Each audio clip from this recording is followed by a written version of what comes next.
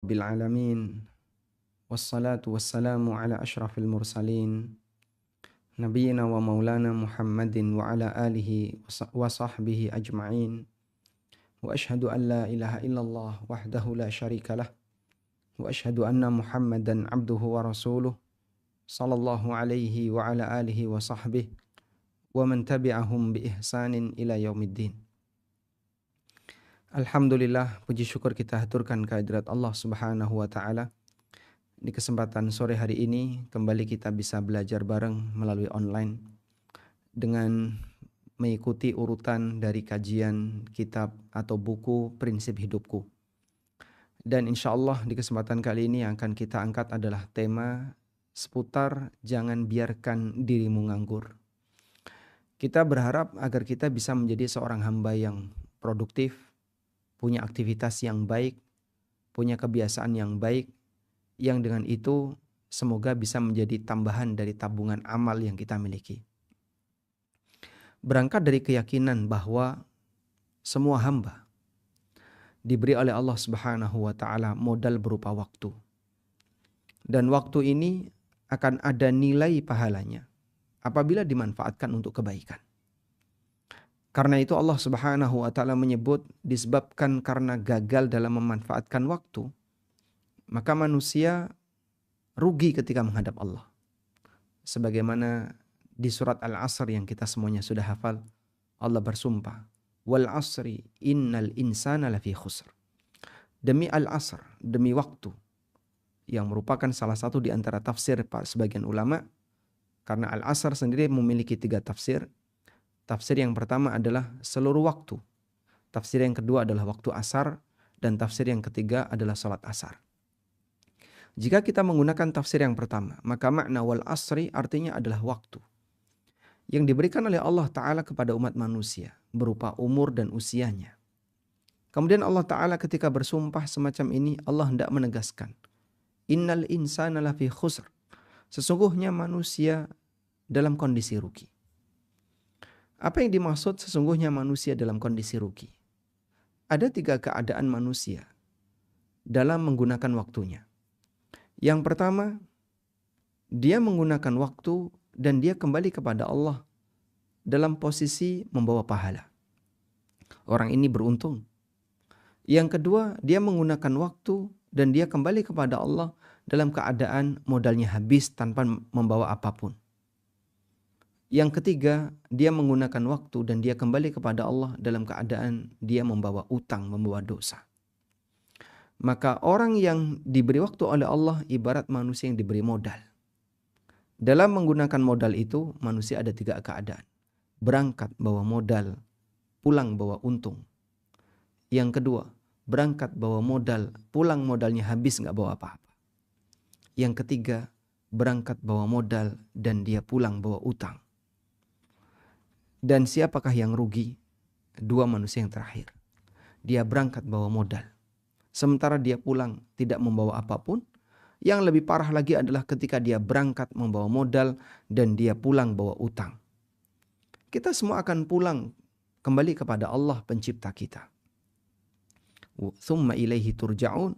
Kemudian kepada Allah kalian akan dikembalikan.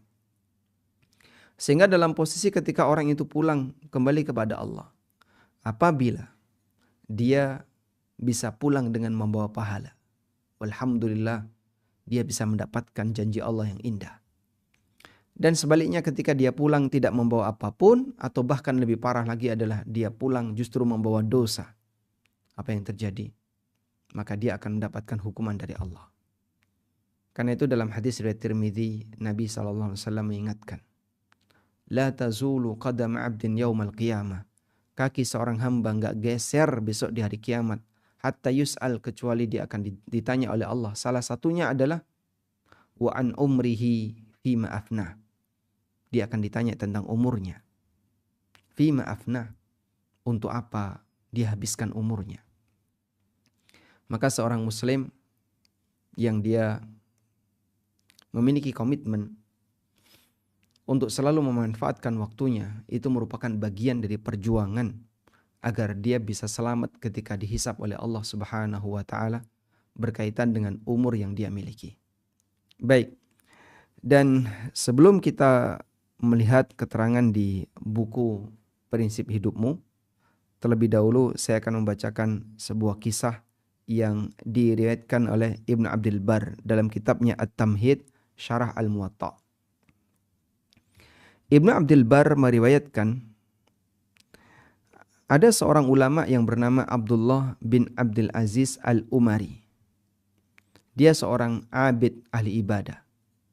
Temannya Imam Malik rahimahullah, teman belajar. Ketika mereka masih muda, mereka belajarnya bareng, mereka aktivitasnya bareng.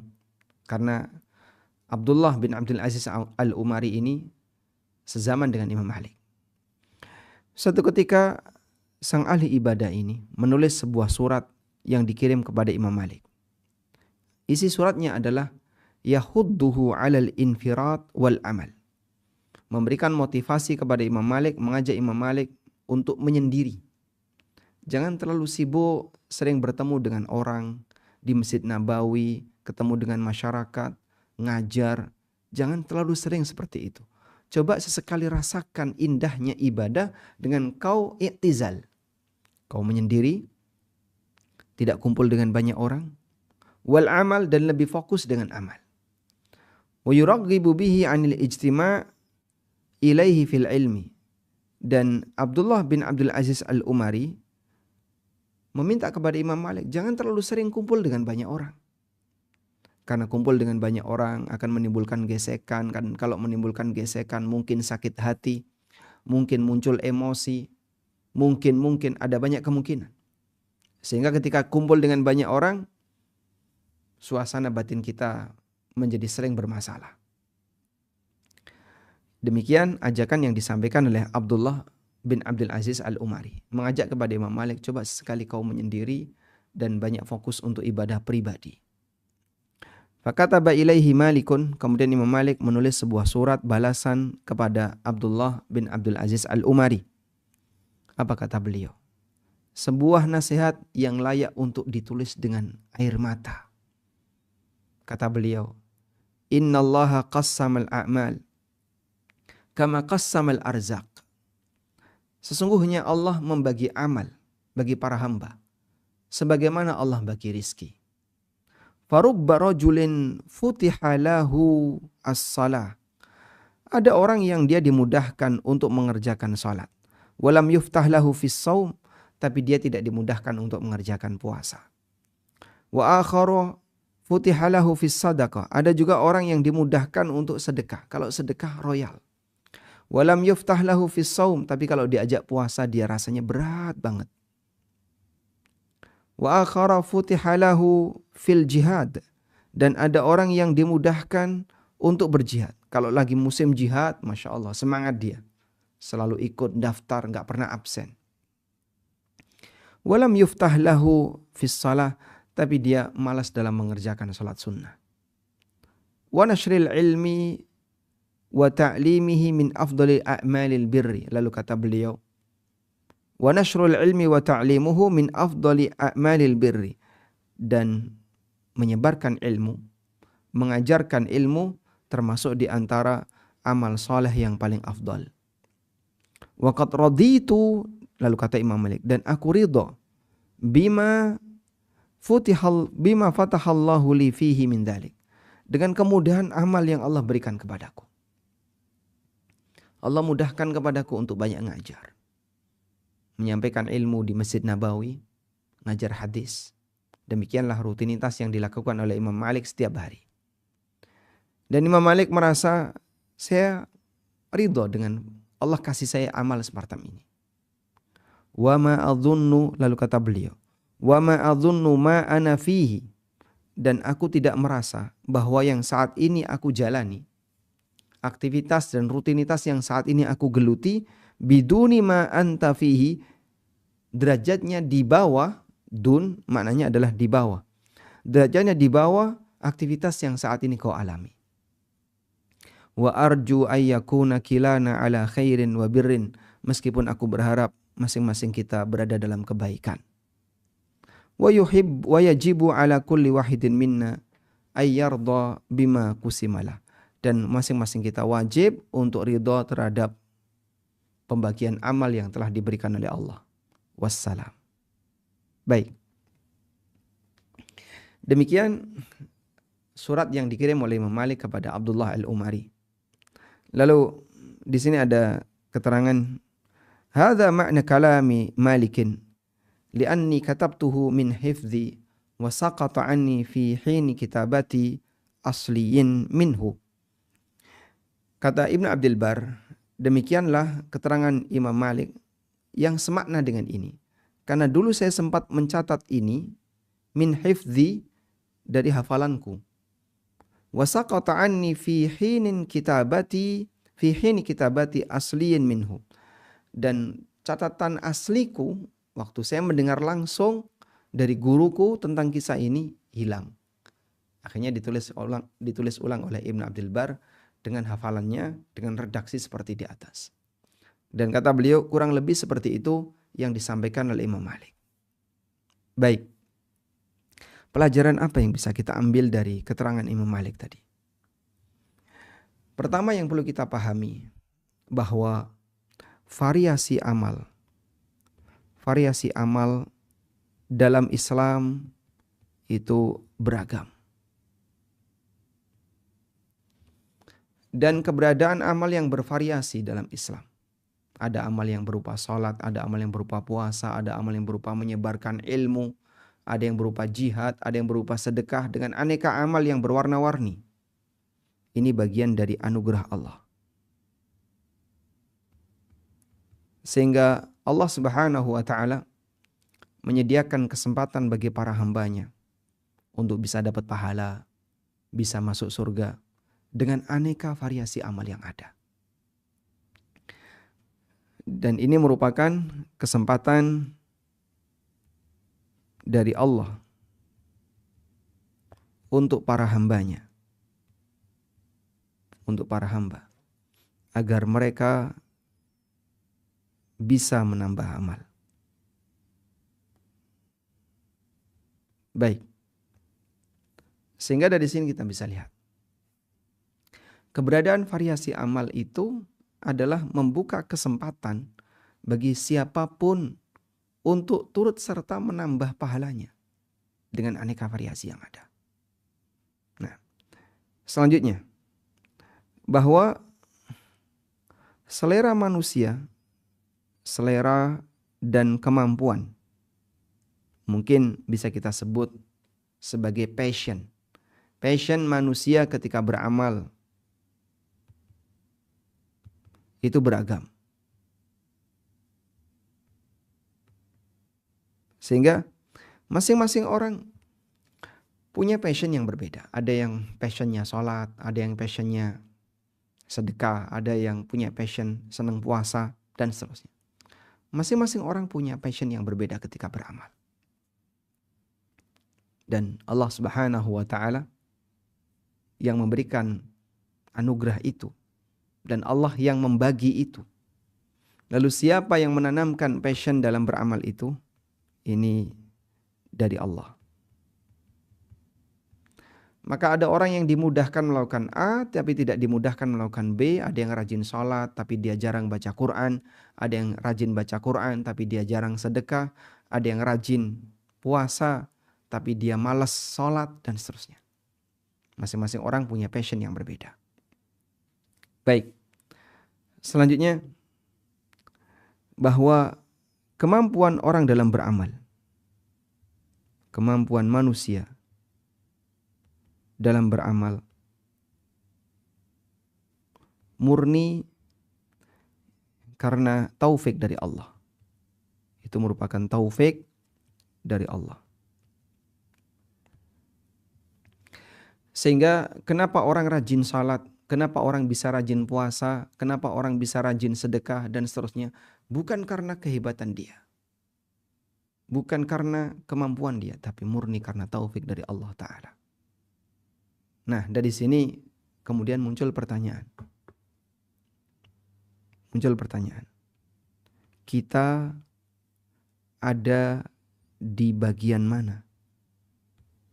Kita ada di bagian yang mana? Dari semua jenis amal yang sudah disediakan oleh Allah itu, kita ada di bagian yang mana? Kalau kemudian gak ada satupun kita bisa mengambil bagian dari itu. Ahli sholat enggak, ahli puasa juga enggak, ahli baca Quran juga enggak, ahli sedekah masih diragukan, ahli jihad enggak pernah apalagi. Ahli menyebarkan ilmu enggak juga, ahli belajar agama kayaknya enggak juga. Enggak semua. Pilihannya kalau enggak ahli, diragukan keseriusannya. Kalau kayak gini kondisinya, kita berada di mana? Berarti kita nganggur. Baik.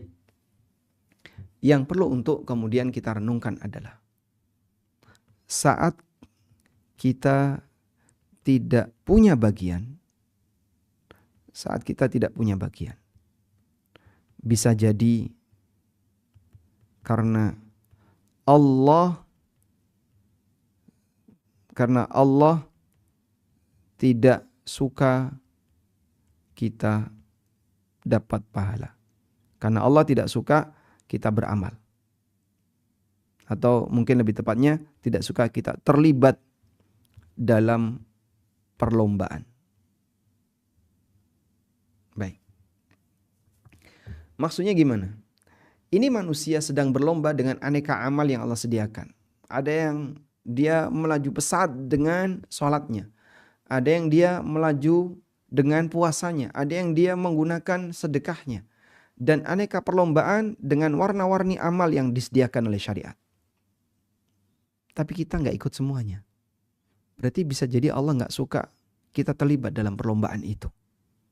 Ada sebuah ayat yang barangkali bisa kita jadikan sebagai renungan.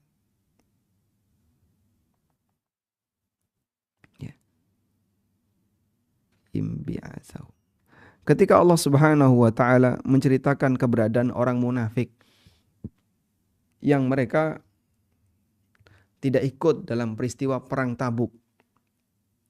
Orang munafik tidak ikut dalam peristiwa perang Tabuk. Karena kondisi kaum muslimin pada saat Nabi SAW mengajak masyarakat untuk perang Tabuk, mereka yang tidak ikut itu ada lima jenis, ada 5 macam. Yang pertama, yang gak ikut karena diperintahkan oleh Nabi SAW. Contohnya Ali bin Abi Thalib. Ali waktu itu pengen ikut, pengen berangkat, tapi beliau ditugaskan oleh Nabi SAW untuk menjaga Madinah. Meskipun demikian Ali tetap pengen ikut. Maka dimotivasi oleh Nabi SAW. Ama tarda in kunta bimanzilati Harun ala Musa.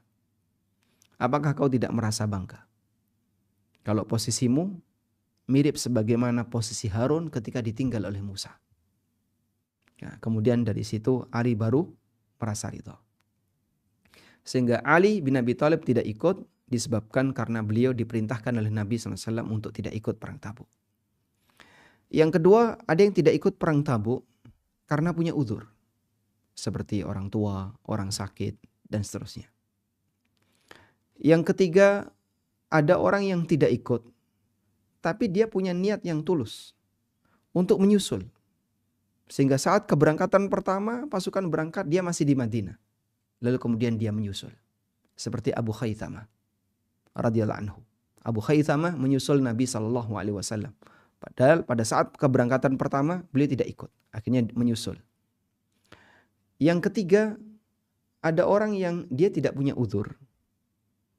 Kemudian dia tidak ikut. Tapi dia punya kejujuran.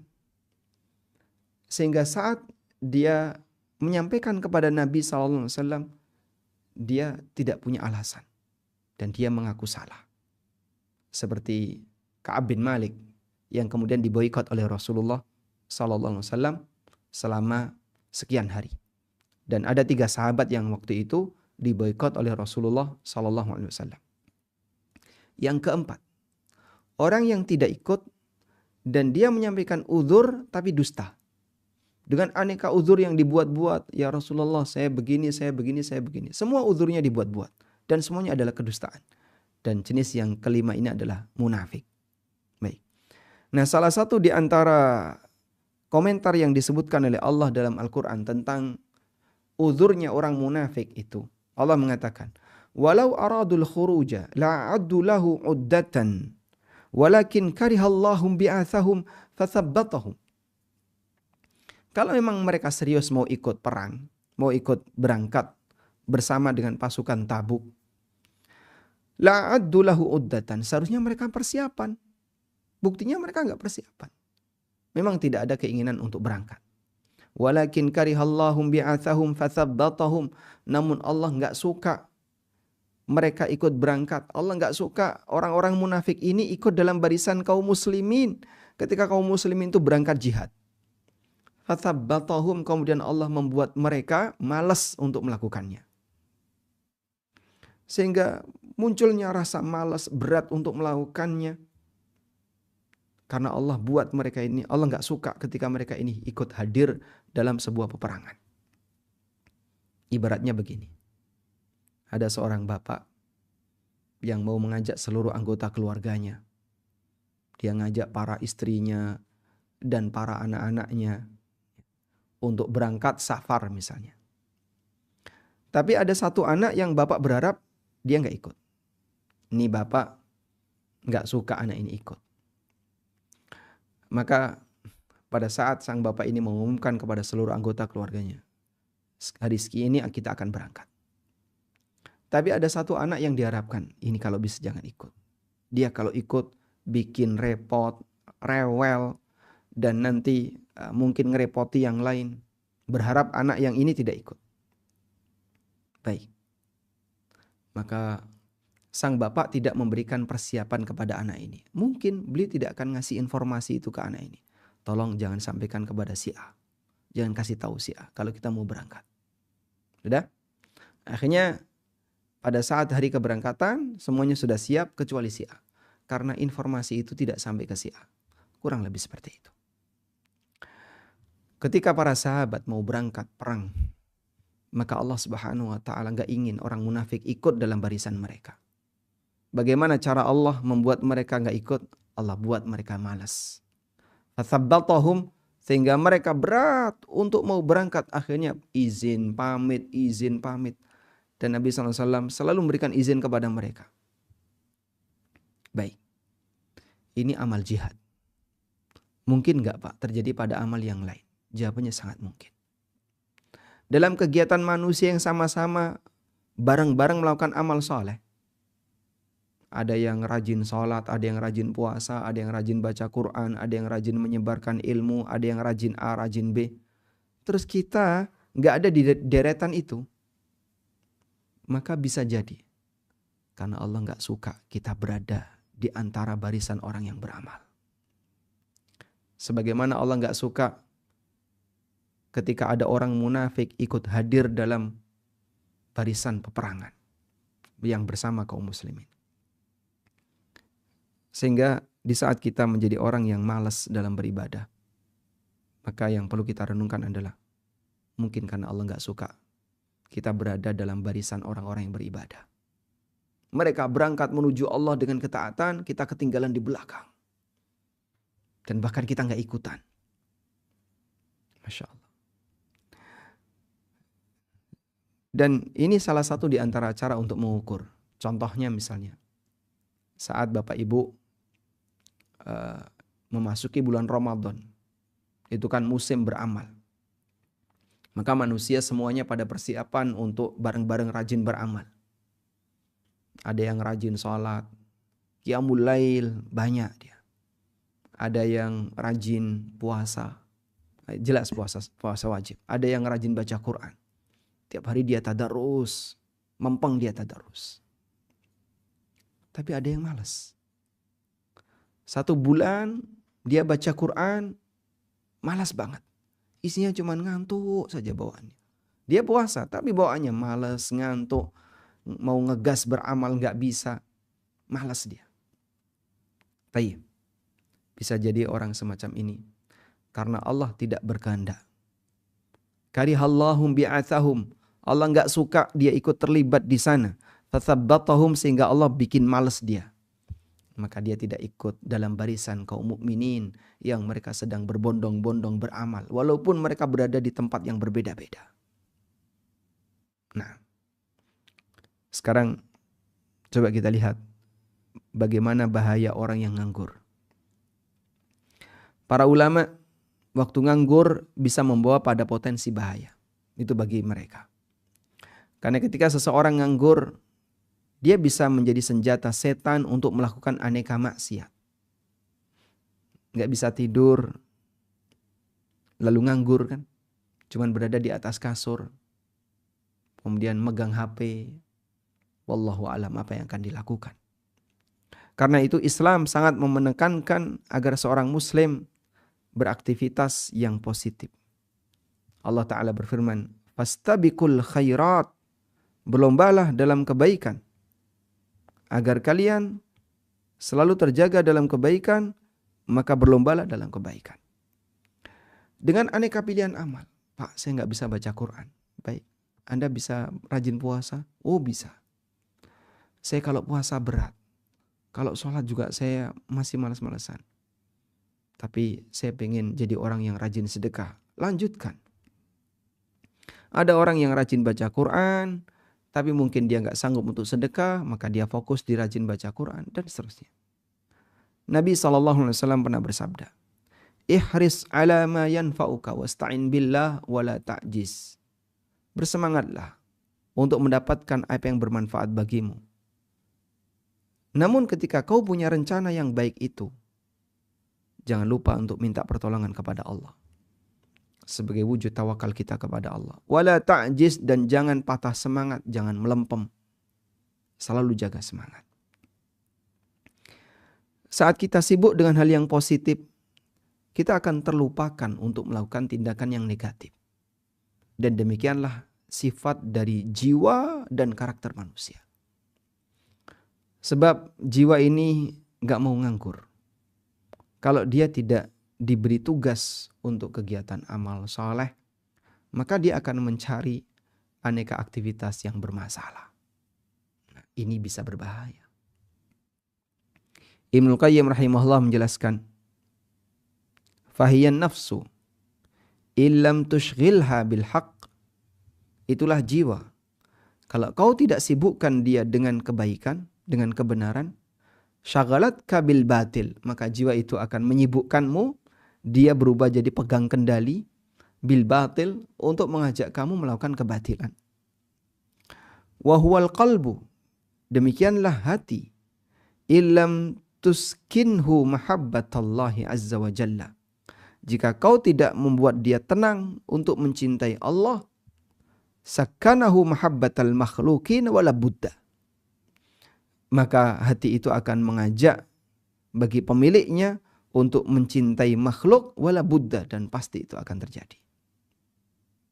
Dan pasti demikian, karena dia akan selalu mencari kesibukan. Wa huwal lisan, itulah lisan, illam tushghilhu bidzikri. Kalau kau tidak gunakan untuk zikir, syaghalaka bil lagwi, maka itu lisan akan menyibukkanmu dengan tindakan al-lagwu, sia-sia yang enggak ada nilainya. Wa ma huwa 'alaika wala budda, dan itu pasti akan terjadi padamu. Fakhtar li nafsika ihdal khattain. Maka silakan kau pilih mana yang lebih menguntungkan bagi dirimu di antara dua jalur tadi. Kau mau sibuk dengan kebaikan ataukah sebaliknya disibukkan dengan keburukan. Anzilha fi ihdal manzilatain, silahkan kau dudukkan dirimu di salah satu posisi. Masya Allah. Sehingga Ibnu Qayyim menyebutkan karakter masing-masing. Itulah jiwa yang jika tidak disibukkan dengan kebenaran, maka dia akan mencari kesibukan dengan kebatilan. Itulah hati yang jika tidak diisi dengan mahabbatullah, maka dia akan mengisi dirinya dengan mahabbatul makhluk wala budda, dan pasti akan dilakukan. Itulah lisan yang jika tidak disibukkan untuk berzikir, membaca Quran, dan mengucapkan kalimat-kalimat thayyibah atau mengajarkan kebaikan bagi masyarakat, maka dia akan berbicara yang sia-sia, bahkan mengandung dosa. Wala budda, dan itu pasti akan terjadi. Maka silakan Anda mau pilih yang mana. Jadi orang yang menggoyang atau yang digoyang, yang mengendalikan atau yang dikendalikan. Nah, seharusnya bagi mereka yang akalnya sehat, punya kesadaran akan pentingnya mendapatkan modal di akhirat, maka dia akan berusaha untuk mengendalikan. Baik. Untuk itulah dulu para ulama sangat membenci orang yang nganggur. Selain karena mereka buang-buang waktu, orang yang nganggur lebih mudah berbuat maksiat. Karena ketika nganggur, sekali lagi tadi, sebagaimana kata Ibnu Qayyim, itu jiwa akan mencari kesibukan, tapi kesibukannya ke arah maksiat. Ya, minimal hal yang mubah, yang gak ada nilainya, tapi sangat menghabiskan waktu.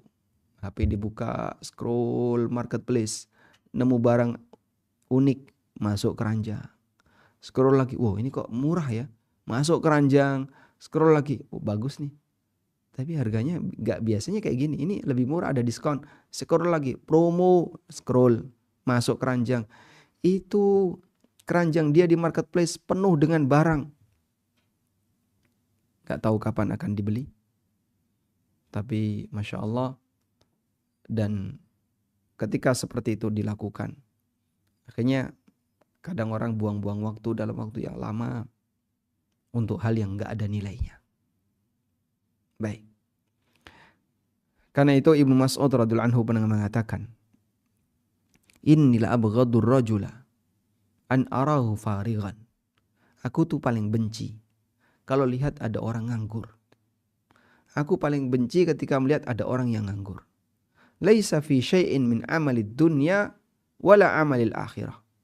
Dia tidak menyibukkan dirinya untuk kesibukan dunia atau kesibukan akhirat. Masya Allah.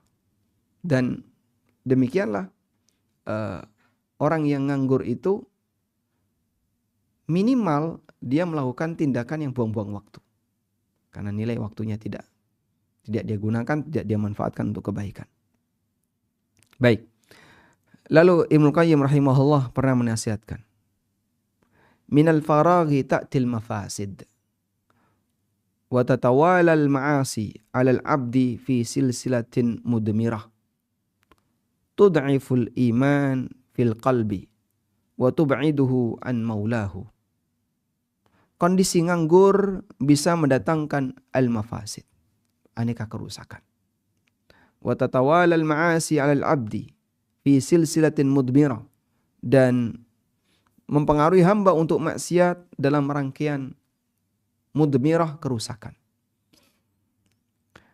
Tud'iful iman fil qalbi, melemahkan iman dalam hati, wa tub'iduhu an maulahu, dan bisa menjauhkan orang dari Tuhannya. Demikian berangkat dari nganggur, sehingga membuat orang itu jadi mencari kesibukan untuk hal yang tidak ada nilai manfaatnya. Terus apa Pak yang bisa kita lakukan? Sebagai seorang muslim, tentunya Anda tidak akan kesulitan untuk milih amal. Kenapa? Pilihannya banyak. Terus kalau pilihannya banyak, Anda bisa coba lihat passionnya kira-kira di mana. Salat gimana? Salat, insya Allah bisa. Puasa mungkin bisa, tapi rasanya berat. Baik. Sedekah, kebutuhan saya masih banyak. Masya Allah. Kalau begitu, apa amal yang kira-kira bisa Anda andalkan untuk dilakukan secara rajin? Akan dicari. Alhamdulillah. Anda bisa ngukur kira-kira passionnya ada di mana. Passion itulah yang kemudian membimbing orang untuk rajin beramal sesuai dengan latar belakangnya. Dari sinilah kita bisa lihat mengapa para ulama di masa silam selalu tenggelam dalam kesibukan, baik kesibukan belajar, mengajar, dan beramal. Karena pilihan amal itu banyak. Tinggal kamu bisa gonta-ganti.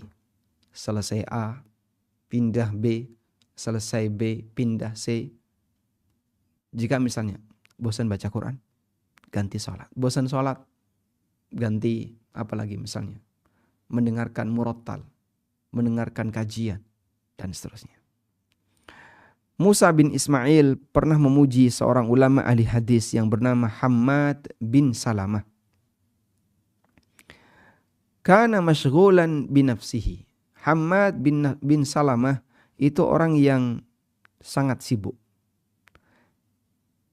beliau mengisi waktunya hanya dengan amalan-amalan yang berpahala. Imma ayyuhadditha. Amalan yang pertama, beliau isi waktunya dengan menyampaikan hadis, beliau ngajar. Wa imma ayyaqra'a. Amalan yang kedua, beliau sibuk baca Quran. Wa imma ayyusabbiha. Amalan berikutnya, beliau sibuk bertasbih. Wa imma ayyusalliya, atau kalau enggak beliau salat. Demikianlah isi dari kehidupan Hammad bin Salamah. Masya Allah, Pak.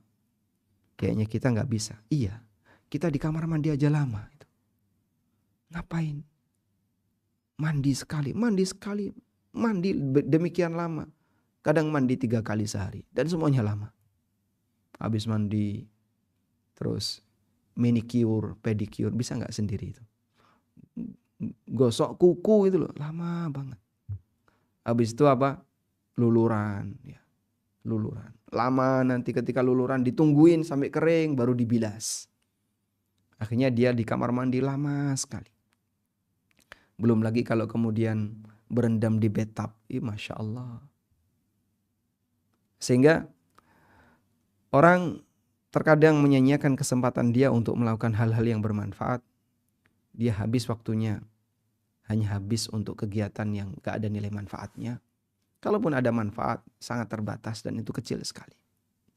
Ada yang lama di dapur, masak, gak selesai-selesai, masak seharian. Ada yang lama di mana lagi. Dan banyak kita menghabiskan waktu hanya untuk hal yang sia-sia. Yang paling parah saya kira ya, mereka yang punya hobi ngejar kuliner. Di sana ada warung enak, datang. Kemana? Ke sana. Perjalanan berapa lama? Sampai 2 jam. Macet-macet. Dia lalui itu. Sampai di tujuan warungnya penuh. Gak dapat tempat. Dia tungguin. Begitu dapat tempat, wah langsung dia cepet-cepetan dapat. Kadang berantem juga. Habis itu dia pesan makanan. Yang ini habis, tinggal ini. Baik. Apa yang diharapkan ternyata gak dapat. Besok datang lagi. La haula wala quwata illa billah. Pejuang makanan luar biasa ya. Saya sampai kadang dapat cerita tentang orang yang Jakarta, kemana Pak? Ke Jogja. Ngapain? Ngejar gudeg. Subhanallah. Kemana? Ke sini. Ngapain? Ngejar ini, ngejar ini. Sangat disayangkan. Jadi waktunya habis di jalan. Habis itu ketika sampai di tujuan hanya makan. Kadang untuk acara makan lama. Kita makan karena aneka kegiatan makannya beragam. Jadinya lama. Ngegrill dulu. Makan sambil ngegrill dulu. Terus apa lagi Pak? Kadang yang masak pakai kuah itu apa namanya? Terus dimasukin apa namanya? Ada yang kayak gitu ya. Dia nyiapin kuah, direbus, kemudian sayur dimasukin, nanti bakso dimasukin, daging dimasukin, dimakan pelan-pelan. Lama jadinya. Coba lihat. Kalau para ulama, Hammad bin Salamah, beliau demikian sibuk dengan hal yang bermanfaat bagi kehidupan masyarakat. Kalau enggak menyampaikan hadis, beliau membaca Al-Quran, beliau bertasbih, beliau salat. Kana qad qassama an-nahar ala hadhil a'mal. Siang harinya isinya amal seperti ini. Walidha mata Hammad ibnu Salamah fil masjid wa huwa yusalli. Karena dengan sebab inilah Hammad bin Salamah meninggal di masjid dalam posisi sholat. Dan ada sebagian di antara ulama yang ketika sibuk belajar itu sampai gak sempat makan. Lalu ketika beliau di rumah belajar, dihidangin makan di sampingnya, itu gak kesentuh. Karena sibuk belajar. Akhirnya beliau disuapin sama saudaranya. Ada saudari perempuan dia, wallahu a'lam mungkin ulama ini belum nikah. Sehingga saat sudah disuguhi makanan oleh ibunya atau oleh saudarinya, dia gak sempat makan sampai disuapin. Sehingga sambil ngunyah dia belajar. Saking sibuknya belajar. Ada juga sebagian di antara ulama yang kalau makan itu cepat, dia gak mau makan lama-lama. Kenapa Pak? Karena dia nggak pingin waktunya habis hanya untuk makan. Sehingga ketika makan fokus, makan cepat. Sampai di antara mereka yang karena rotinya itu keras, maka sebelum dimakan dicelupin lama dulu ke air, begitu sudah lunak baru dimakan. Terus seperti itu, biar makannya cepat, ngunyahnya cepat. Saya nggak pingin lama-lama untuk makan. Subhanallah. Padahal kita kalau sudah acara makan itu Masya Allah, paling banyak buang waktu. Baik. Hingga sebagian ulama seperti Al-Munawi menyebutkan bahwa orang yang membiarkan dirinya berlalu tanpa aktivitas yang bermanfaat, berarti dia telah durhaka kepada waktunya. Kata Al-Munawi, "I'lam annahu minal faraghi takunu sabwah. Wa man amda yawmahu fi ghairi haqqin qadahu, aw fardin addahu, aw majdin athalahu, aw hamdin hassalahu, aw khairin assasahu, aw ilmin iqtabasahu, faqad aqqa yawmahu." Kata beliau, sadarilah, nganggur itu bisa menjadi hal yang melalaikan. Nganggur itu bisa melalaikan. Jadi kalau orang nganggur itu kebablasan ya. Sampai akhirnya dia menikmati nganggurnya. Itu akhirnya dia malas-malesan. Dia tidak melakukan aktivitas yang bermanfaat bagi hidupnya. Siapa yang menghabiskan harinya, wa man amda yaumahu, siapa yang menghabiskan harinya fi ghairi haqqin, tanpa diisi dengan menegakkan kebenaran atau menunaikan kewajiban atau mendapatkan pujian. Maksud mendapatkan pujian adalah dia berusaha melakukan amal baik sehingga nanti ya memberi manfaat bagi masyarakat. Atau dia membangun kebaikan, atau dia mendapat tambahan ilmu, enggak ada satupun yang dia lakukan. Kata beliau, faqad aqqa yaumahu. Maka berarti dia telah durhaka terhadap waktunya. Dia durhaka kepada waktunya. Masya Allah. Ada istilah seperti ini bagi para ulama yang mungkin kita nggak kepikiran.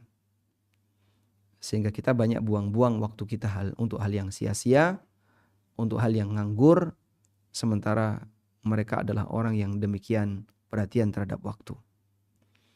Maka tanamkan komitmen bahwa kita tidak akan membiarkan kondisi nganggur. Waktu itu tidak mungkin bisa tarik kembali, maka jangan sampai dibuat nganggur dan berusaha untuk mengisi hal yang bermanfaat, baik untuk tujuan dunia maupun akhirat. Jadi jangan sampai kosong ya. Pak, kesibukan dunia boleh nggak? Silahkan. Yang penting manfaat. Sehingga ada orang misalnya pekerjaannya jadi programmer. Ya, dia sibuk dengan coding dan seterusnya, dan kerjaan itu bisa dilakukan dia di rumah, atau desainer dia lakukan di rumah. Dia sibuk. Mungkin malam dia masih mengerjakannya. Gak masalah. Yang penting sibuk dunia. Yang penting sibuk hal yang mubah. Silahkan. Intinya sibuk hal yang mubah. Buat diri kita seperti itu sampai kita tidak punya kesempatan untuk melakukan yang dilarang, yang haram. Wallahu a'lam. Baik, walhamdulillahi rabbil alamin. Dan kita sudah selesai tentang bab ini, namun waktunya masih sisa cukup panjang. Saya tambahkan tentang jangan ujub, siapa yang jamin amalmu diterima. Prinsip dari ujub atau inti dari ujub adalah seseorang merasa bangga dengan kelebihan yang dia miliki. Dan ujub ini menghilangkan keberkahan. Di antara fenomena ujub adalah, ini banyak terjadi belakangan. Mereka para talibul ilmi, orang yang belajar ilmu agama. Kemudian saat dia belajar, dia tiba-tiba merasa bahwa dirinya sudah lebih unggul dibandingkan guru yang ada di sekolahnya. Lalu saat dia mengkritik, dia nggak sopan. Sampai pada titik dia benci sama gurunya. Karena dia menganggap gurunya telah menyimpang dan seterusnya. Nggak punya rasa hormat kepada gurunya. Ini orang yang punya penyakit ujub. Bahkan ujub dikatakan sebagai sebab kaum muslimin mengalami kekalahan ketika peristiwa perang Hunain. Allah Ta'ala berfirman, "Laqad nasarakumullahu fi mawatin katsiratin wa yawma Hunainin idh a'jabatkum kathratukum falam tughni ankum syai'a. Sungguh Allah telah menolong kalian fi mawatin katsira, dalam banyak kesempatan. Aneka peperangan yang terjadi pada Nabi sallallahu alaihi wasallam dengan jumlah pasukan yang lebih sedikit, tapi beliau bisa menang bersama sahabat. Perang Badar, perang Khandaq, dan beberapa perang yang lainnya. Kenapa? Allah yang nolong. Tapi ketika Yaum Hunain, ketika saat peristiwa Hunain, idh a'jabatkum kasratukum, banyaknya jumlah kalian menyebabkan kalian jadi ujub. Falam tughni ankum syai'a, padahal itu tidak ngefek sama sekali bagi kalian. Kalian ujub, padahal itu sama sekali tidak memberikan manfaat bagi kalian. Baik, dan akhirnya sahabat ketika itu kalah. Nah, dan kita bisa lihat di sini. Perang Hunain itu jumlah pasukan kaum muslimin 12.000. Hingga sebagian pasukan merasa bahwa tidak ada kekuatan yang bisa melawan mereka. Coba, saat mereka berangkat ke perang A, perang B jumlahnya sedikit. Lebih sedikit dibandingkan musuhnya. Tapi mereka bisa menang. Maka mereka merasa, nih kita sudah 12.000. Kayaknya nggak bakalan kalah. Hingga mereka merasa tidak akan ada kekuatan yang bisa melawan. Mengingat jumlah mereka yang sangat banyak. Namun kenyataannya dalam peristiwa perang Hunain, mereka terpukul mundur. Kemudian dimotivasi kembali oleh Nabi SAW. Akhirnya mereka maju kembali dan mendapatkan kemenangan. Dan sebabnya adalah karena mereka ujub sehingga tidak ditolong oleh Allah. Karena itu Ja'far mengatakan, istijlabun nasri fi syai'in wahid wa huwa dhillah wal iftikar wal ajz. Orang untuk mendapatkan pertolongan, untuk mengundang pertolongan, prinsipnya satu, yaitu rendah hati di hadapan Allah, merasa butuh dan merasa lemah di hadapan Allah. Wa hululul khidlan bi syai'in wahid, dan terjadinya khidlan artinya Allah enggak nolong sama sekali. Allah biarkan manusia untuk bekerja sesuai dengan kemampuannya. Sebabnya satu, ujub. Tayyib. Dan ujub itu beragam ya. Ada ujub dalam urusan dunia. Ujub itu beragam. Ada ujub dengan urusan dunia. Ujub dengan urusan dunia menghalangi orang untuk syukur. Menghalangi orang untuk syukur. Dan kita bisa lihat contohnya Qarun yang ujub dengan dunianya. Allah Subhanahu wa taala sebutkan bagaimana ujubnya Qarun terhadap dunianya. Saat Qarun mengatakan, kenapa dia bisa mendapatkan banyak harta? Apa yang dia bilang? Qala innama utituhu ala ilmin indi. Dia bilang, aku dapat kayak gini, aku diberi harta yang melimpah seperti ini ala ilmin indi, karena aku orang yang berilmu, aku pintar. Sehingga kadang orang itu merasa, saya punya banyak kekayaan, punya banyak perusahaan. Lalu dia teringat dengan kemampuan dirinya. Apakah karena memang saya pintar marketing ya? Karena pintar manajemen, karena pintar pemasaran, pintar ini, atau karena saya itu rajin, orangnya ulet, orangnya ini, orangnya itu. Demikianlah yang terjadi ketika orang itu merasa ujub dengan kemampuannya dalam urusan dunia. Selanjutnya ada ujub dalam urusan agama atau urusan akhirat. Ujub dalam urusan akhirat bentuknya adalah merasa dirinya sudah sangat baik. Merasa dirinya berhak surga. Dan dua posisi ini akan menyebabkan orang jadi menghina orang lain, merendahkan orang lain. Sehingga dia merasa lebih hebat dibandingkan orang lain dan semua orang lebih rendah dibandingkan dirinya. Demikianlah yang terjadi ketika orang merasa bangga dan ujub dengan kelebihannya. Baik. Mungkin saja ada orang ketika beramal, gak ada satupun yang lihat. Dia sendirian. Di jam yang semua orang lagi pada tidur. Dia tahajud. Gak ada satupun yang tahu. Lalu tiba-tiba muncul pikiran dalam dirinya. Kau hebat. Karena kau ikhlas. Kau memang hebat. Karena kau ini orang yang Masya Allah. Menjaga amalmu. Gak dilihat orang. Gak ada yang memuji dan seterusnya. Akhirnya dalam posisi ketika tidak ada yang memuji dirinya. Dia memuji dirinya sendiri. Sehingga ujub terjadi. Dalam posisi dalam kondisi ketika tidak ada orang yang memujinya. Ketika tidak ada orang yang memujinya. Maka dia memuji dirinya sendiri. Itu kondisi ujub. Di saat tidak ada orang yang memujinya, maka dia akan memuji dirinya sendiri. Masya Allah.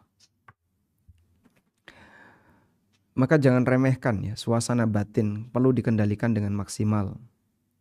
Sehingga ada sebuah perkataan yang disampaikan oleh seorang ulama. Ma'alajtu nafsi. Coba kita buka.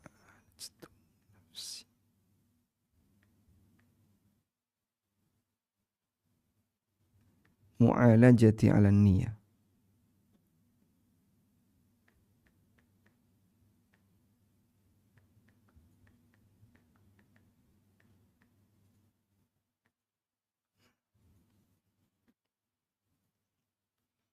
Ada salah satu perkataan yang disampaikan oleh para ulama. Aku tidak pernah berusaha untuk mengendalikan diriku yang lebih berat melebihi mengendalikan niat. Karena orang ketika beramal, ikhlas itu sangat berat. Karena ketika orang itu ikhlas, maka dia tidak berharap dapat keuntungan ketika di dunia. Itulah ikhlas. Sehingga posisi hatinya tidak ada keinginan untuk mendapatkan keuntungan ketika di dunia. Demikian orang ikhlas. Sementara jiwa ini selalu berharap agar ada bagian yang bisa dia rasakan. Jiwa ini berharap agar dia dapat jatah. Maka dia ingin dipuji. Kalau tidak ada yang memuji, maka dia akan memuji dirinya sendiri. Ya. Jika ujub bisa menghilangkan kesempatan untuk menang ketika di dunia, maka ujub juga bisa menghilangkan kesempatan bagi hamba untuk mendapatkan pahala. Sehingga hamba tidak akan menang untuk urusan akhirat karena ujub. Ibnu Mas'ud radhiyallahu anhu pernah berpesan, al-halaku fithnain, al-kunut wal ujub. Kebinasaan itu sumbernya ada dua, putus asa dan ujub. Orang yang putus asa, dia tidak punya harapan untuk jadi orang baik. Sedangkan orang yang ujub merasa hebat dengan kebaikannya. Lalu tidak ada keinginan untuk menambah kebaikan. Karena itulah Allah jadikan kaum mukminin tidak maksum dari dosa. Orang muslim tidak maksum dari dosa. Sekalipun dia orang yang sangat rajin ibadah. Pasti dia pernah melakukan dosa. Tujuannya apa? Agar mereka menyadari bahwa dirinya banyak kekurangan. Sehingga dengan itu mereka tidak akan merasa hebat dengan ketaatan yang dia lakukan. Dari Anas bin Malik radhiyallahu anhu, Rasulullah SAW bersabda, "Lau lam tudhnibu la khasyitu alaikum ma huwa akbaru minhu." Andaikan kalian tidak pernah berbuat dosa, maka aku khawatir kalian terjangkiti penyakit yang lebih berbahaya daripada maksiat, yaitu ujub. Masya Allah. Sehingga dalam posisi ini, kalau orang misalnya nggak pernah berbuat maksiat, akhirnya terjebak dalam ujub. Saat dia terjebak dalam ujub, Masya Allah, itu lebih berbahaya. Karena itu kotoran batin. Dan ketika hatinya itu kotor, bisa jadi Allah Ta'ala tidak akan memberikan taufik baginya. Al-Munawi mengatakan, li'annal 'asi ya'tarifu binaqsihi faturja lahu taubah. Karena orang yang berbuat maksiat mengakui kekurangannya sehingga diharapkan dia akan bertobat. Wal mu'jibu maghrurun bi'amali fataubatuhu ba'idatun. Sedangkan orang yang ujub, dia tertipu dengan amalnya sehingga keinginan taubatnya jauh. Masya Allah. Selanjutnya yang perlu kita pahami bahwa ujub itu bisa menghapus amal. Iblis dulu dikatakan sebagai orang yang rajin ibadah. Sampai dia berkumpul dengan para malaikat. Makanya ketika ada pembahasan iblis itu dari jin atau malaikat, maka jawabannya adalah huwa jinniyun aslan wa malaikatun ibadatan. Iblis itu aslinya dari jin, tapi amaliyahnya seperti malaikat. Maka dia dikumpulkan bersama malaikat. Namun apa yang terjadi? Saat iblis itu ujub dengan dirinya, sehingga dia merasa lebih hebat dibandingkan Adam. Allah ceritakan di sini. Iblis ujub dengan mengatakan, saat Allah ditanya, wahai iblis, ma mana'aka an tasjuda idh amartuk. Wahai iblis, apa yang menghalangimu sehingga kamu tidak mau sujud ketika aku perintahkan kamu? Qala, jawab Adam, atau jawab iblis, ana khairum minhu, aku lebih baik daripada Adam. Khalaqtani min narin wa khalaqtahu min tin. Kau ciptakan aku dari api, sementara kau ciptakan dia dari tanah. Maka Allah Subhanahu wa taala enggak ridha. Qala fahbit minha, fama yakunu laka an tatakabbara fiha. Keluar kau dari surga. Kau enggak layak untuk bersikap sombong di dalam surga. Masya Allah. Di surga enggak boleh sombong. Dan penduduk surga tidak ada yang sombong. Karena sifat sombong itu sudah dibuang. Fakhruj innaka minas sagirin. Keluar dari surga. Kau akan jadi makhluk yang terhina. Sehingga dengan ujubnya itu dia jadi sombong. Dan ketika iblis itu sombong, maka dia tidak mau untuk sujud kepada Adam saat diterima oleh Allah, saat diperintahkan oleh Allah. Apa yang terjadi? Seluruh ketaatan iblis hilang. Iblis itu pernah rajin ibadah itu terus hasilnya mana? Sementara dia mendapatkan azab dari Allah. Wa inna 'alaikal la'nati ila yaumiddin. Iblis dilaknat oleh Allah sampai kiamat. Wa inna 'alaika al-la'nata ila yaumiddin. Di surat Al-Hijr. Ketika Allah mengusir iblis, qala fakhruj minha. Allah berfirman, keluar kau dari surga. Fa innaka rajim. Kau makhluk yang terkutuk. Wa inna 'alaikal la'nata ila yaumiddin. Dan kau dapat laknat sampai kiamat. Masya Allah. Sehingga dulu yang rajin ibadah sedemikian rupa sampai kumpul dengan malaikat. Dan dia diberi kesempatan untuk tinggal di dalam surga. Sirna semuanya dengan ujub yang dilakukan oleh iblis. Dia diusir oleh Allah. Dikatakan terkutuk oleh Allah. Dilaknat oleh Allah. Sampai kiamat. Dan iblis bersumpah untuk nyari sebanyak-banyaknya teman yang nanti akan masuk neraka. Maka dia goda manusia. Nah, kenapa malaikat tidak yang digoda? Sebab dendamnya ada pada manusia. Manusia ini makhluk terbaru yang paling muda, tapi kenapa malaikat dan iblis yang jauh lebih senior diperintahkan untuk sujud kepadanya? Iblis enggak mau. Baik. Selanjutnya, dengan kesombongan itulah hingga Allah Subhanahu wa taala memberikan kelebihan kepada Adam berupa ilmu, lalu yang tidak dimiliki oleh malaikat, dan dengan kesombongan iblis dia diusir dari Allah, dari surga oleh Allah. semua ibadah iblis yang sebelumnya menjadi tidak ada guna. Kenapa? Karena dia diusir dari surga dan dilaknat oleh Allah sampai kiamat. Baik, ujub. Kalau ujub obatnya apa? Nah, di sini ada keterangan yang disampaikan oleh Imam Syafi'i. Idza anta khifta ala amalika al-ujub, fanzur ridan man tatlub, wa fi ayyi thawabin targhab, wa min ayyi iqabin tarhab, wa ayyu afiyatin tashkur, wa ayyu bala'in tadhkur, fa innaka idza tafakkarta fi wahidin min hadhil khisal saghura fi ainika amaluka. Jika kau khawatir terjangkiti penyakit ujub terhadap amalmu, lihatlah luasnya ridho Allah yang kau cari. Renungkan pahala yang kau harapkan. Bayangkan beratnya siksa yang akan kau takutkan. Perhatikan nikmat yang menuntut dirimu untuk kau syukuri. Dan ingat aneka ujian yang akan kau alami. Jika kamu bisa merenungkan salah satu dari hal itu, maka amalmu akan kelihatan kecil di hadapanmu. Masya Allah. Dan orang besar menganggap jasanya itu kecil. Tapi orang kecil menganggap amal yang kecil, amal dia besar. Maka jadilah orang besar yang dia selalu merasa amalnya kecil. Sehingga dia akan terus beramal. Wallahu alam. Mungkin demikian yang bisa kita sampaikan. Semoga bermanfaat. Wassallallahu ala nabiyyina Muhammadin wa ala alihi wa sahbihi wasallam. Alhamdulillahirabbil alamin. Assalamualaikum warahmatullahi wabarakatuh, Ustaz.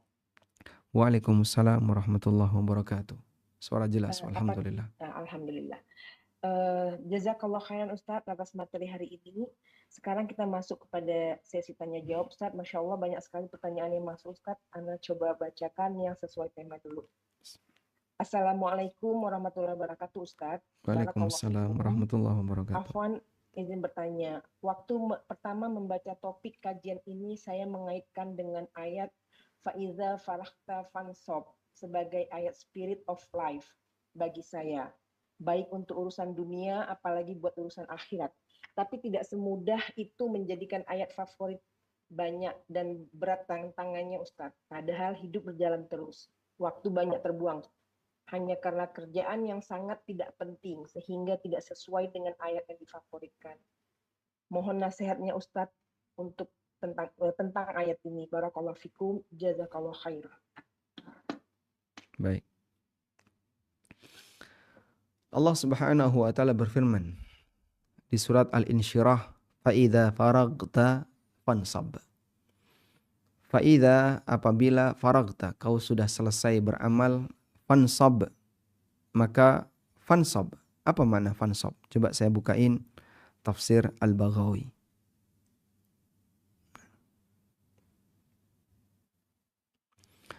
Fa'idza faraghta fansab.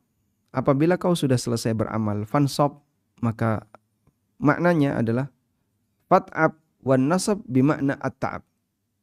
Demikianlah tafsir yang disampaikan oleh Ibnu Abbas. Ada yang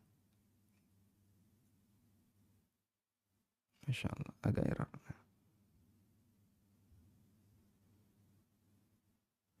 Demikianlah tafsirnya Ibnu Abbas, Qatadah, Ad-Dhahhak, Muqatil bin Hayyan, Al-Kalbi dan yang lainnya. Fa idza faraghta minas salatil maktubah fansab ila rabbika fid du'a.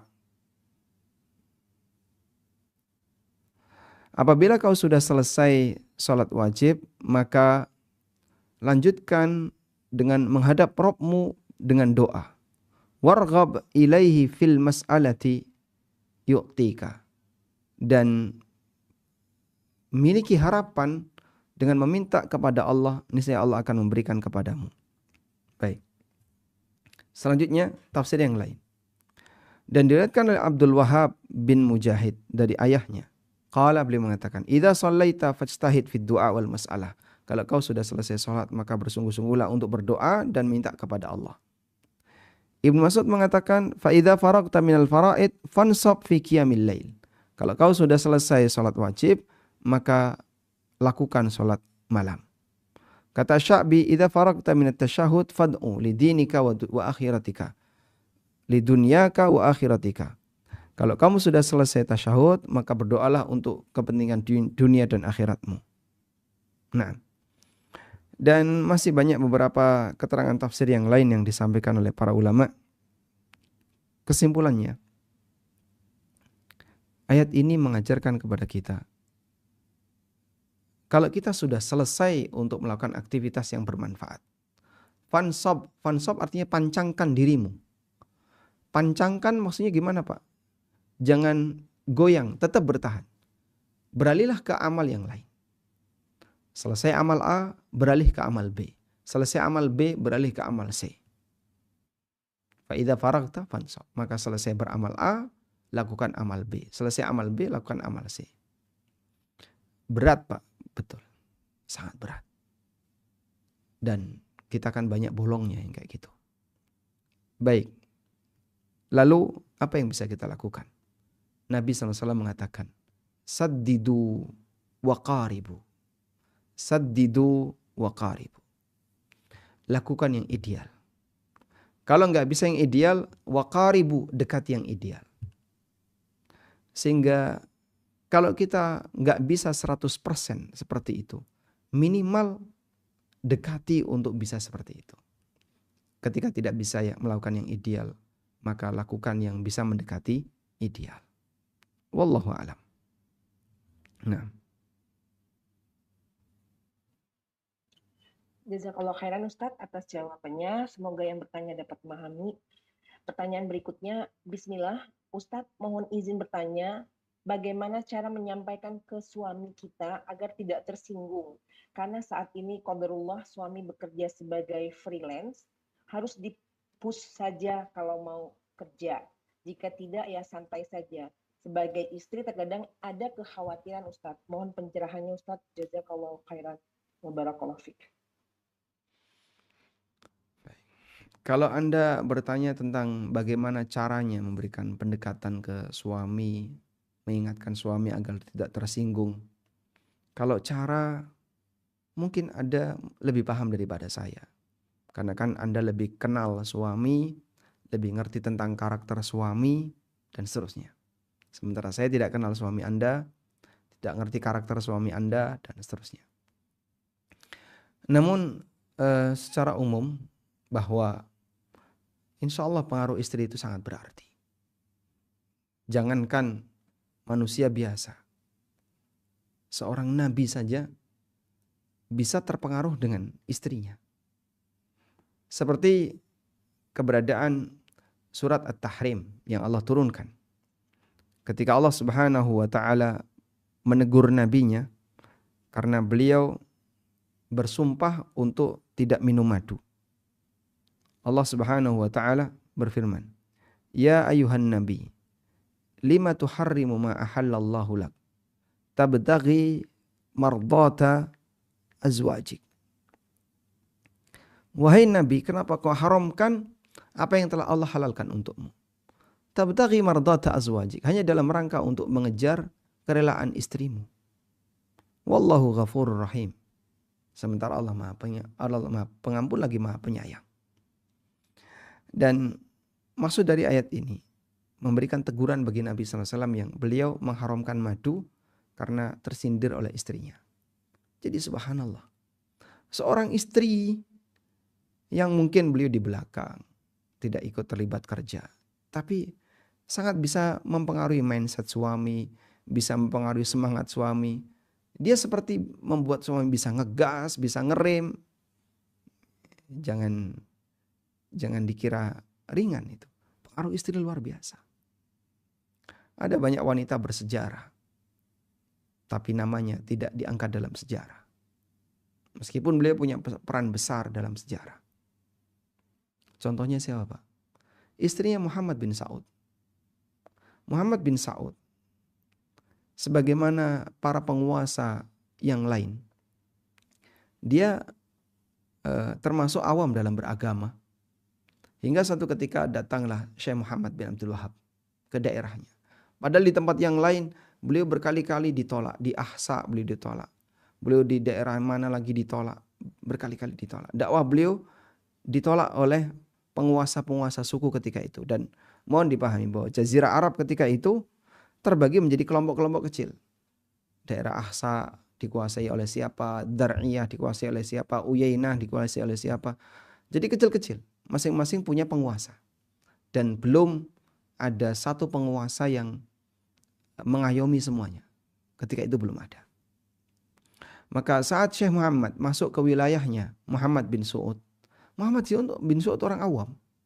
Bukan tipe orang yang dekat dengan agama, tapi istrinya, Ratu Mudli.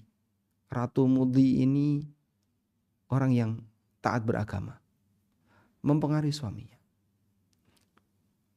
Kita dapat kabar kehadiran seorang ulama kibar. Beliau seperti ini. Itu adalah anugerah baik kita. Maka tolong kau terima. Diterima sama suaminya. Lalu suaminya dimotivasi lagi oleh istrinya. Kau yang butuh sama dia, bukan dia butuh kamu. Datangi dia. Akhirnya sang penguasa ini, Muhammad bin Su'ud, mendatangi Syekh Muhammad bin Abdul Wahab. Dengan kolaborasi antara dakwah tauhid dengan kekuatan yang dimiliki oleh Muhammad bin Saud. Akhirnya wilayah-wilayah di sekitarnya berhasil dipengaruhi di bawah kekuasaan Muhammad bin Saud. Akhirnya semakin meluas sehingga jadilah negara Saudi. Maka disebut Saudi karena mereka keturunan Su'ud, Muhammad bin Su'ud. Jadilah Saudi. Nah, sehingga seorang wanita bisa memberikan pengaruh. Pernah satu ketika ada seorang ulama namanya Abdul Razak, penulis kitab Musannaf. Ini gurunya Imam Ahmad, Abdul Razak ini. Suatu ketika Imam Abdul Razak ini tersinggung dengan sikap muridnya. Entah kenapa, akhirnya beliau nggak mau ngajar. Padahal Abdul Razak ini As-San'ani tinggal di Yaman, gurunya Imam Ahmad. Beliau pernah nggak mau ngajar, mutung, nggak mau ngajar. Maka dilobi oleh muridnya, dilobi. Tapi tetap beliau bersikap nggak mau ngajar. Hingga akhirnya muridnya ngelobi istrinya, Imam Abdul Razak As-San'ani. Dilobi, minta tolong ya, agar bapak diminta lagi untuk ngajar. Akhirnya istrinya yang melobi Imam Abdul Razak. Kemudian beliau mau kembali lagi untuk mengajar. Maka orang-orang pada bertanya, loh kenapa kok sekarang balik lagi mengajar? Karena dipengaruhi oleh istrinya. Kata beliau, orang yang mempengaruhiku dengan pakaian sempurna berbeda dengan yang mempengaruhi sambil telanjang. Masya Allah. Maksudnya adalah istrinya. Tayyib. Nah, di sini kita bisa lihat bahwasanya pengaruh istri itu luar biasa.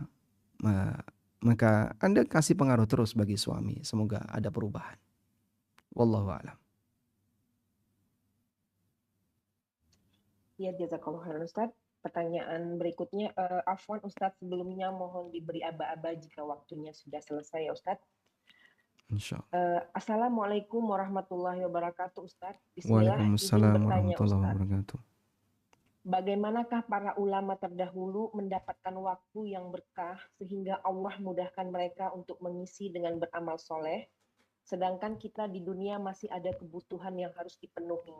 Dan bagaimana hukumnya seorang istri yang qadarullah harus mensupport suami dalam mencari rezeki dikarenakan kekurangmampuan suami dalam menjalankan usaha bersama sehingga istri tersibukkan dengan pekerjaan? Mohon pencerahan Ustadz. Jadi tadi kita tidak hanya membahas urusan agama atau urusan akhirat, termasuk juga kesibukan dalam urusan dunia. Sebagaimana keterangan Ibnu Mas'ud radhiyallahu anhu, beliau menyebutkan la yushghiluhu fi amril akhirah wala fi amrid dunya. Dia tidak sibuk dengan urusan akhirat atau urusan dunia. Yang tercela itu yang nganggur. Yang tercela yang pengangguran. Maka kalau Bapak Ibu punya kesibukan dalam urusan dunia maupun dalam urusan akhirat, satu hal yang bagus. Tapi kesibukan akhirat kalau bisa lebih dominan. Kalau lebih dominan gimana Pak? Kesibukan akhirat yang lebih dominan itu dia lakukan dengan cara ya dia berganti-ganti amal. selesai A, pindah B, selesai B, pindah C, dan seterusnya. Dengan demikian, dia akan selalu punya kesibukan akhirat. Tapi tidak salah ketika dia gunakan sebagian waktunya untuk mencukupi kebutuhan nafkah dia, sibuk dengan dunianya, dan seterusnya. Silahkan. Anda punya hak untuk itu. Maka saya kira dengan kesibukan Anda ikut membantu usaha suami, berarti Anda bukan pengangguran, sehingga Anda tidak hanya sibuk scroll marketplace yang hanya ngisi keranjang. Insya Allah satu hal yang baik. Wallahu a'lam. Pertanyaan berikutnya, Assalamualaikum warahmatullahi wabarakatuh, Ustadz. Waalaikumsalam warahmatullahi wabarakatuh. Adakah doa untuk terhindar dari rasa ujub? Jazakallah khairan. Adakah doa untuk terhindar dari rasa ujub? Kita minta kepada Allah untuk jadi orang yang tawadhu. Karena lawan dari semua sikap takabur, sombong, maupun ujub itu adalah tawadhu. Dia merasa bahwasanya dirinya ini lebih rendah, dirinya ini sangat butuh Allah Subhanahu wa taala. Ada satu doa ini. Mungkin bisa Anda hafalkan ya. Nabi SAW memohon kepada Allah, Allahumma ahyini miskinan. Beliau Sallallahu Alaihi Wasallam pernah berdoa dengan doa kayak gini. Sebentar saya tampilkan hadis yang lebih lengkap.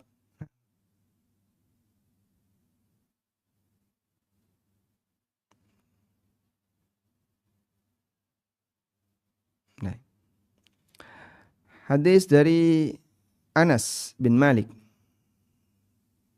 Bahwasanya Rasulullah Sallallahu Alaihi Wasallam pernah berdoa, Allahumma ahyini miskinan wa amitni miskinan wahsyurni fi zumratil masakin yaumal qiyamah. Ya Allah, hidupkanlah aku dalam kondisi miskin, matikan aku dalam kondisi miskin, dan kumpulkan aku bersama orang-orang miskin besok di hari kiamat. Miskin di sini maknanya apa? Kita lihat apa makna miskin di sini. Ada keterangan di fatwa Islam. Makna miskin di sini artinya adalah tawadhu. Di sini ada keterangan. Wa qala aidan, beliau menyebutkan, kata Syekhul Islam.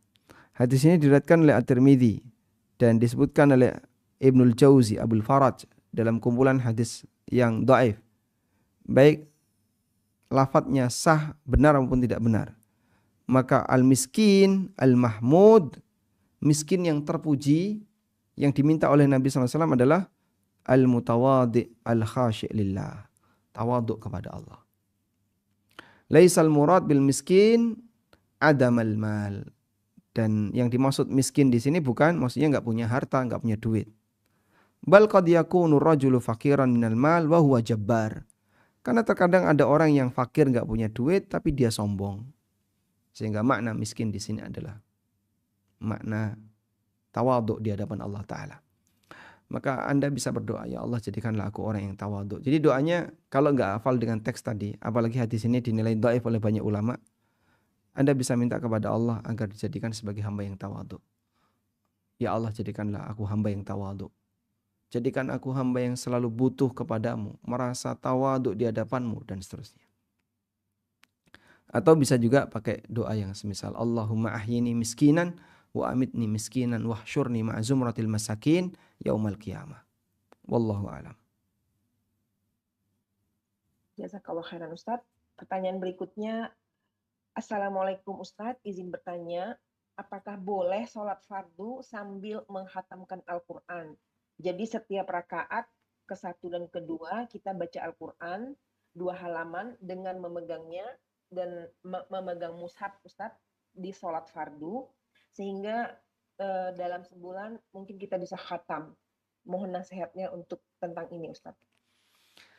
Baik, setahu kami untuk sholat fardu tidak direkomendasikan terlalu banyak gerak dengan membawa mushaf atau pakai HP. Oleh karena itu jika tidak hafal Al-Quran, maka sholat fardu ya silahkan baca ayat yang Anda hafal. Faqra'u ma tayassara ma'aka minal Qur'an. Silakan kau baca Al-Quran yang mudah bagimu untuk kau baca. Khusus untuk salat fardu. Agar kita bisa lebih fokus untuk menjalankan salat fardu. Makanya salat fardu tidak terlalu lama, tidak lebih lama dibandingkan salat sunnah. Sehingga dalam hal ini silahkan Anda salat fardu normal saja. Lalu kalau saya ingin menghatamkan Quran, Anda bisa lakukan saat salat sunnah. Sehingga saat salat sunnah misalnya di waktu duha, Anda salat sambil megang mushaf, dapat 5 lembar, kemudian ruku. 5 lembar itu berarti setengah juz. Lalu nanti di rakaat yang kedua baca lagi dapat 4 lembar ruku. Lalu salam ya. Salat lagi, baca lagi dapat sekian lembar ruku. Terus seperti itu. Demikian kalau bisa dilakukan seperti itu, maka Anda insya Allah semoga cepat khatam. Dan gunakan sholat sunnah, jangan sholat fardu. Wallahu alam. Pertanyaan berikutnya, bentar Ustaz.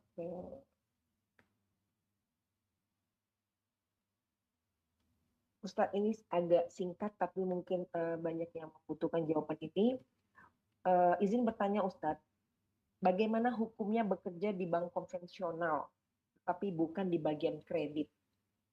Intinya mungkin bolehkah bekerja di bank konvensional Ustaz, tapi bukan di bagian kredit? Walaupun bukan di bagian kredit ya, bekerja di lembaga ribawi. Bank ini kan pendapatannya riba, transaksi di dalam isinya juga transaksi riba dan seterusnya. Sehingga Anda ketika di tempat maksiat seperti ini, riba itu dosa besar ya. Ya meskipun kelihatannya nggak begitu nampak sebagai dosa besar. Riba itu nggak bikin mabuk kok Pak. Orang minum riba kan nggak ada. Lain halnya kalau suasana diskotik, penuh dengan orang mabuk, kemudian praktek zina dan seterusnya. Itu kita begitu masuk mungkin ya suasana nggak kerasan, nggak betah, pengen kita tinggalkan. Ingat riba juga dosa besar. Andai kan dosa itu ditampakkan oleh Allah dalam bentuk apa misalnya, dalam bentuk kotoran yang wujud, mungkin kita akan jijik untuk masukinya. Walaupun AC-nya sudah dipasang dingin. Maka tinggalkan yang seperti ini. Karena masih banyak pilihan kerja yang lain sehingga Anda tidak perlu bekerja di sana. Walaupun posisi Anda bukan di bagian kredit, Anda mungkin di bagian apa lagi? Ada bagian atau mungkin bahkan cuman seorang security. Dalam hal ini tidak boleh untuk dilakukan, sebaiknya Anda pindah ke tempat yang lain. Wallahu a'lam. Assalamualaikum warahmatullahi wabarakatuh Ustaz. Waalaikumsalam warahmatullahi wabarakatuh. Izin bertanya Ustadz, apa yang dimaksud dengan ahli? Apakah kalau ahli puasa dia akan berpuasa Senin Kamis, ahli Aimul Bid, dan ahli sholat dia ahli sholat selain yang wajib, apakah rawatib, tahajud dan sunnah yang lainnya tidak pernah ia tinggalkan sama sekali. Karena kan kita manusia kadang ada futurnya ya Ustadz. Jadi bagaimana untuk istiqomah begitu kira-kira? Jadi penyebutan ahli itu batasannya apa? Saya tidak menjumpai keterangan dari dalil. Maka bisa disebut ahli ya kurang lebih dia istiqomah. Dan istiqomah itu nggak putus, nggak pedot, nggak putus, lanjut. Bukan model mut-mutan ya. Kadang ada orang kan ketika beramal tuh kalau lagi mood mau beramal. Lagi mood nih rajin gitu ya. Begitu nggak mood gue, nggak mood terus putus. Nah putusnya itu lama, baliknya itu susah itu.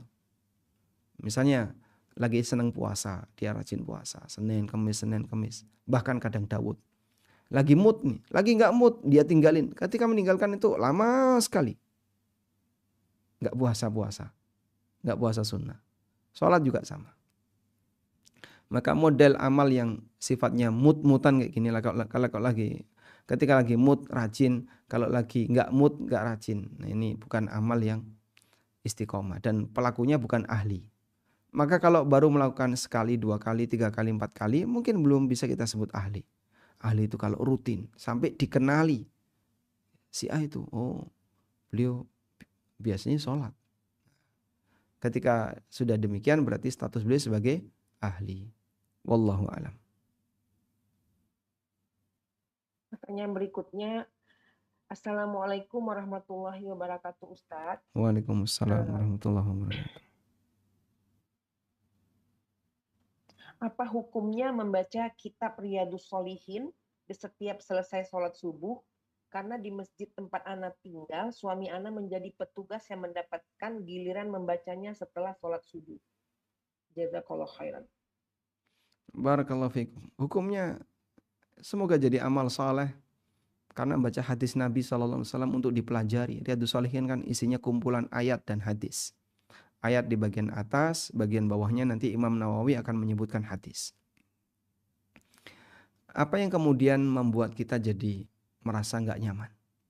Sampai kemudian baca Riyadhus Shalihin setiap subuh. Rasanya nggak enak. Itu amal saleh. Lanjutkan. Semoga suami Anda yang membaca dapat pahala atas kegiatan beliau yang rutin membaca Riyadhus Shalihin. Pak, tapi kan waktunya tertentu. Waktunya tertentu kan bukan karena diniatkan ibadah dengan waktu itu. Sehingga bukan karena kalau Riyadhus Shalihin dibaca selain subuh nggak afdol. Bukan karena itu. Tapi sifatnya karena memanfaatkan waktu. Ini mumpung ketika sholat subuh paling rame nih jamaahnya. Yang mau berangkat kantor belum pada berangkat. Masih sholat subuh, masih kumpul. Langsung bacakan Riyadhus Shalihin biar yang dengar banyak. Kalau Isya yang di kantor-kantor belum pada pulang. Sampai rumah jam 8. Akhirnya ketika waktu Isya masih sepi. Tapi ketika Anda memanfaatkan momen itu dengan membaca Riyadhus Shalihin dan dengerin banyak orang, semoga jadi amal. Sama halnya ketika kajian seperti ini kan rutin tiap Senin pekan kesekian. Apakah bisa kita sebut itu amal yang menghususkan? Tidak. Tapi sifatnya kepada kita sempatnya di waktu ini dan di tempat yang lain sudah ada jadwal. Sehingga bukan termasuk bahasa kita ya, bukan termasuk amal bid'ah. Teruskan untuk selalu demikian. Saya sendiri memilih waktu subuh itu untuk kajian. Dan hampir di sepanjang 7 hari itu ada waktu subuh untuk aktivitas kajian. Karena waktu pagi itu lebih berkah dibandingkan yang lain. Wallahu a'lam. Pertanyaan berikutnya, Assalamualaikum warahmatullahi wabarakatuh. Afwan Ustadz, apa hukumnya membeli mobil dari bank syariah Ustadz? Jadi bank membeli kepada dealer dan bank menjual kembali kepada kami dengan sudah dinaikkan harganya, tidak ada denda dan tidak ada asuransi di perjanjian tersebut. Jazakallah khairan Ustadz. Kalau bank betul-betul membeli kendaraan itu dari dealer, setelah dia beli, dia transfer tunai, kemudian kendaraan itu dia bawa. Berarti sudah diterima oleh bank. Kemudian setelah itu dijual ke nasabah secara kredit, ngambil margin, silahkan, boleh. Boleh melakukan seperti itu. Asal banknya sudah beli. Tapi kalau yang terjadi begini, nasabah diminta, Bapak bisa DP dulu 10%. Harga mobil di dealer harganya 300. Nanti Bapak kami minta bayar selama 5 tahun dengan harga 400 misalnya. Jadi bank ngambil untung 100. Oke, deal. Lalu diminta kalau begitu Bapak bayar DP dulu dari 400 10 juta, 40 juta. Bank ketika itu belum punya barang. Dia belum beli barang dari dealer tapi sudah transaksi dua jualan. Maka praktek ini namanya jual beli kalik bil kalik. Dan jual beli kalik bil kalik hukumnya haram dengan sepakat ulama. Wallahu alam. Tapi kalau bank sudah memiliki, dia sudah beli, dia sudah terima, silahkan. Nah. Afwan Ustadz, ini ada pertanyaan berapa waktu lagi bisa Ustadz? Ini ada pertanyaan yang lumayan panjang. Baik, mungkin satu lagi. Sekarang sudah jam 5:30. Nah, iya sudah waktu sudah lewat Ustadz. Nah Ustadz, mungkin ini karena urgent katanya Ustadz, saya ringkas ya Ustadz ya. Begini Ustadz, Assalamualaikum warahmatullahi wabarakatuh. Waalaikumsalam warahmatullahi wabarakatuh. Pulana seorang istri yang sudah menikah 3 tahun. Dalam perjalanan rumah tangga, suami pernah mengajukan perceraian di pengadilan tahun 2022. Alhamdulillah kami bisa rujuk Ustadz, karena suami mencabut gugatan cerai dari pengadilan agama. Setelah sidang pertama berjalan, namun perjalanan rujuknya kami di dalam rumah tangga masih sering berselisih hal-hal yang sebenarnya sederhana. Namun suami seringkali mengucapkan kalimat perceraian, contohnya seperti, sudahlah kita cerai saja. Saya nggak bisa hidup diatur begini, lebih baik kita cerai saja. Dan masih banyak kalimat-kalimat ajakan perceraian yang lain. Memang saya aku sebagai istri, saya juga pasti banyak melakukan kesalahan terhadap suami yang tidak saya sadari dan tidak sengaja. Yang ingin dipertanyakan, apakah sudah jatuh talak perceraian sepertinya ini Ustadz? Mohon pencerahannya. Sudahlah kita cerai saja ya kalimatnya. Iya, Baik. Bedakan dua ini ya. Ada rencana menceraikan, ada menjatuhkan cerai. Misalnya suami ngomong kayak gini, bagaimana kalau kita bercerai? Nah, itu kan baru sifatnya menawarkan kepada istri untuk kita pisah. Dan ini berarti sifatnya rencana. Kalau sifatnya rencana, maka bisa diwujudkan, bisa tidak diwujudkan. Berbeda dengan menjatuhkan cerai. Kalau menjatuhkan cerai kalimatnya, ya sudah aku ceraikan kamu. Nah, itu jatuh cerai, sah, jelas. Atau misalnya, ya sudah aku sama kamu lo gue N misalnya. Kita udah pisahan ya. Nah, itu juga cerai. Karena kalimatnya jelas di situ kalimat pisah cerai. Nah, sekarang bagaimana kalau kalimatnya sudahlah kalau gitu kita cerai saja. Itu kira-kira sifatnya rencana atau menjatuhkan kalimat cerai. Kalau dipahami itu rencana. Sudahlah bagaimana kalau kita, itu sifatnya rencana. Bagaimana kalau kita cerai? Itu sifatnya rencana. Jika itu dipahami sebagai rencana, berarti jika setelah itu tidak diwujudkan dalam bentuk suami menyampaikan kalimat talak, maka insya Allah tidak masuk kategori cerai. Karena sifatnya baru menyampaikan rencana. Nah, Anda bisa memahami dari kalimat itu. Sudahlah kalau gitu kita cerai saja. Itu kira-kira kalimat cerai atau rencana cerai. Coba dikiaskan dengan selain cerai. Misalnya si A berangkat sama si B sampai di lokasi. Sudahlah kalau gitu kita pulang aja. Itu kira-kira pernyataan mau pulang atau rencana pulang? Yang lebih tepat yang mana? Rencana ya. Sudahlah kalau gitu kita pulang saja. Sudah kalau gitu kita bubar aja. Tapi ternyata setelah itu dia nggak jadi bubar. Berarti sifatnya baru rencana. Itu yang mungkin saya pahami. Dari kalimat itu sifatnya rencana cerai. Tapi kalau Anda mendengar kalimat yang lain yang mungkin sifatnya menjatuhkan cerai, berarti sah sebagai perceraian. Wallahu a'lam. Alhamdulillahirabbil alamin. Jazakumullah khairan Ustadz atas materi hari ini. Semoga ilmu yang Ustadz ajarkan kepada kami menjadi amal jariah buat Ustadz dan keluarga Ustadz. Dan Ustadz selalu dimudahkan dalam dakwahnya. Amin. Demikianlah Ummahat untuk kajian sore ini. Semoga kita bertemu lagi di kajian mendatang pada 2 pekan mendatang. Marilah kita tutup dengan membaca doa kafaratul majelis. Subhanakallahumma wa bihamdika asyhadu an la ilaha anta astaghfiruka wa atubu ilaik. Assalamualaikum warahmatullahi wabarakatuh. Mohon maaf lahir batin. Waalaikumsalam warahmatullahi wabarakatuh.